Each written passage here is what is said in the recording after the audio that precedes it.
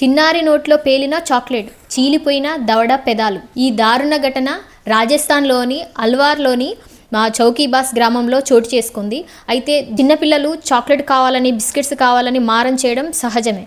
అయితే అక్షు అనే 3 ఏళ్ల పాప కూడా చాక్లెట్ కావాలని మారం చేయడంతో తల్లి వాళ్ళ సమీపంలో ఉన్న ఆ షాప్కి అయితే తీసుకెళ్లి చాక్లెట్ అయితే కొనిచ్చింది. పాప ఎంతో ఆనందంతో ఆ చాక్లెట్ తీసి నోట్లో పెట్టుకొని కొరకగానే బాలిక నోటిలోనే పేలిపోయి బాలిక యొక్క దవడ, చెంప, పెదాలు మొత్తం చీలుకుపోయినాయి. అదే సమయంలో కూల్ డ్రింక్ కూడా తీసుకున్నారట. ఆ కూల్ డ్రింక్ బాటిల్ కూడా పేలిపోవడం అయితే జరిగింది. వెంటనే పేరెంట్స్ ఆసుపత్రికి అయితే తీసుకెళ్లారు. వైద్యులు పాప యొక్క దవడకి కుట్లు వేసి పాప యొక్క ఆరోగ్యం కోలుకుంటుందని అయితే తెలిపారు.